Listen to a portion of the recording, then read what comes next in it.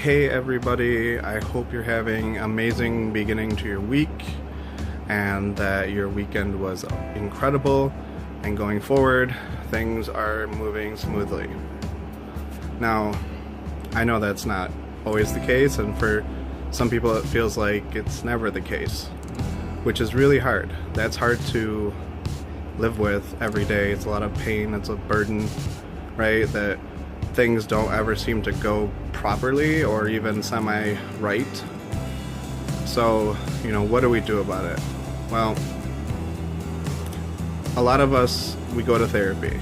I personally have my own therapist. She's very good, sometimes really pushy, but she needs to be.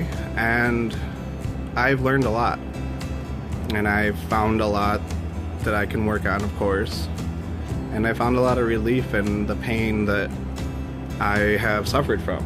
Now, being someone who practices therapy himself with other people, it's important for me to go to therapy, especially if I'm going to do that, because your pain might actually trigger something in me that's similar, and instead of staying, objective or empathetic, I may become, like self-centered or start worrying about my own issues, whereas if I've been working on them, that is much less likely to happen.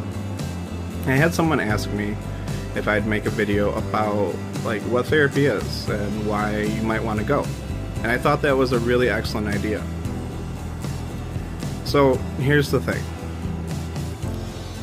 You probably want to think about therapy if you're depressed, of course, if you're having anxiety, if you're up, you're down, and you can't find any middle ground. But there's a plethora of reasons why you might want to go. Even if it's just to talk to someone, to kind of have someone that isn't judging you, holding you accountable for the things you're telling them, right? So what I mean is, someone who's a good therapist should actually be helping you to kind of understand why things are happening or why you might be feeling that way, and not be like, well, why did you do that? Or, get really judgmental.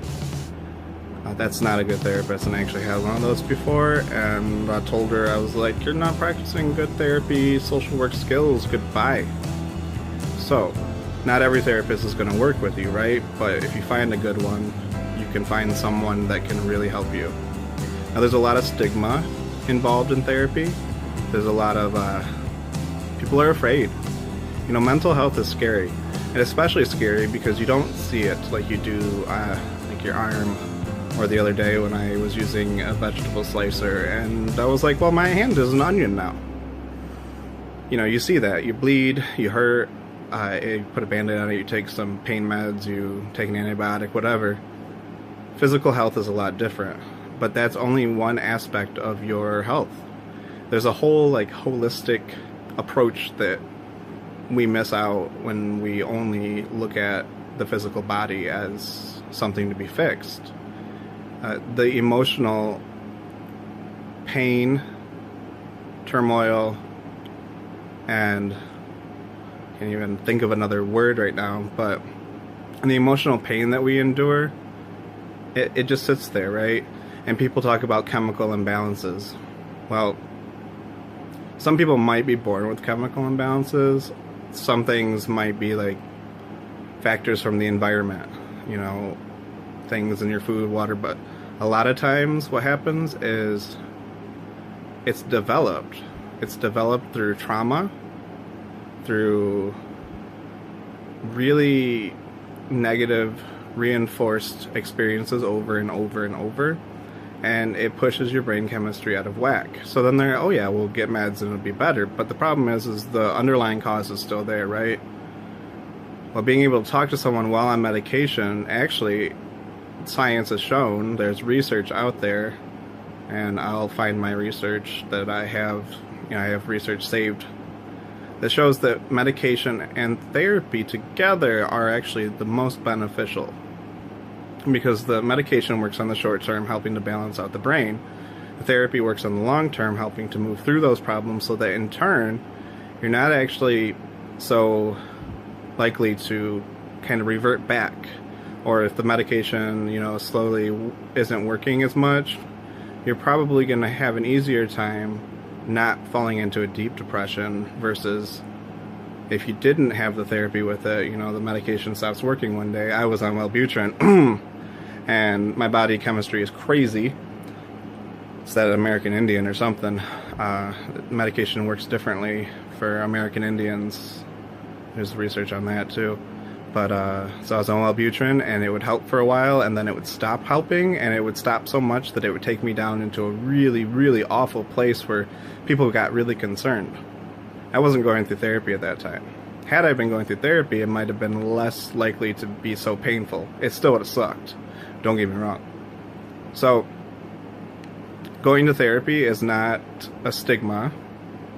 It shouldn't be a stigma. It is. There's stigma around it. Oh, you crazy, whatever. I had a client come in and tell me, well, don't crazy people come here? I'm not crazy. I'm not this. I'm not that. And going to someone who's got some professional background, some training, okay, insurance might be paying, you might be paying it, but you're going for someone's knowledge and skill, right? So you're going to talk to someone, another human being who's probably been through a lot of shit, right? A lot of painful things have happened to people who become therapists because they want to figure out what's going on too. And they also want to help. And that's, you know, that's what drew me to it. I realized that, you know, I had an unending need to help people, which I did have to temper some because that's not healthy either. I needed to find a balance and put myself first so that I could help people later. But it's an amazing thing. It's literally, if you get the right person, it's talking to someone. Sure, I'm apt to ask you a lot of questions or kind of guide you through things. I'm apt to say, well, you know, it's kind of cliche, but tell me more about those feelings that are attached to X, Y, and Z. But in the end, I'm also going to feel your pain. I'm going to be able to empathize. And I'm not there to judge you because I know whatever happened in your past is over, and you're actually sitting in front of me because you want to better yourself, and not because I'm there to be like, well, you did this and this and this. That's not what I'm there for. So it's not because you're crazy. You may have depression. You may have anxiety. You could have bipolar disorder. You could, you know, have anything like a borderline personality disorder. You know, I can't think of a whole host of things off the top of my head right now, but there's a lot of things that people deal with. It doesn't make you crazy. It makes you so that you have challenges that you might have to meet or face, and you need someone who can help you through those challenges. Like I say, and I was told 100 times and 100 times more, and I'm still told, is that, and I'm going to tell you because I believe it. And I don't sell things that I don't believe. I tried to sell Kirby vacuums once. No bueno. Is that you're not your story. You're not what happened in the past. And actually, if you went through a lot of pain inflicted by you by others' behavior, that's not your fault, even though it feels like it might be your fault. We start to internalize that. And we need someone to help us guide us through that internalized blame so that we can understand that it's not our fault. And the story is done. Now, if you're still repeating that story, that's harmful to you, and that's impacting your life, and that's not something I think you want to keep doing over and over. But we don't know that because we're not consciously. I'm not consciously saying, well, I don't have a lot of self-worth, and so I don't think I deserve, you know, a good relationship where someone is supportive. And a relationship where I feel like I'm not the only one trying to put effort into it. That's an example. So, it doesn't make me crazy. If that were the case, that would make me someone who needs to learn about myself on a deeper level than what I already know. You know, I know a lot of people are like, well, you know, psychoanalytic, psychoanalysis, Freud, etc. He was crazy. I don't disagree. My specialty is psychodynamic theory.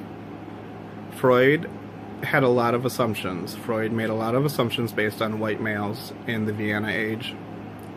And you know, they're not all right, but there are some gold nuggets in that pile of dirt that you just have to find. You have to hold on to them. And there's a million theories that sprang forth, like Athena from the sea foam, from classical analysis, that is a lot more humanistic than what Freud was doing. You know, I'm not going to sit there and be like, well, you're hysterical. You have hysteria. Let me get my pipe. No, that's not what I'm doing. Really, what I've been trained to do is think critically to help you. And I hope that kind of helps a little bit. I don't know how everyone will react to this video. And, you know, if you're not ready, you're not ready. If you are ready, you know, you can reach out to me or to, you know, therapists in your area. I don't know where you're at, of course. If you don't know how to go about that, I'm happy to, you know, work with you and see what I can do. I can't promise miracles. I don't know every therapist in every area. But what I can do is figure out, like, who takes what insurance and things like that. And, you know, it might not be a fast process. I got a lot going on. But I'm going to do my best, because I know there's a lot of pain, a lot of hurt, and a lot of despair out there. I was part of that for a very long time and didn't know that I could get better. But I'm working on it, because I'm also human, I'm fallible, and I got my own stuff to work on. So I get that, you know what, I don't know exactly what you're going through, but I know it's not good. Especially if you're thinking about therapy, I know it's not good. I know it hurts. But, you know, there's a song out there.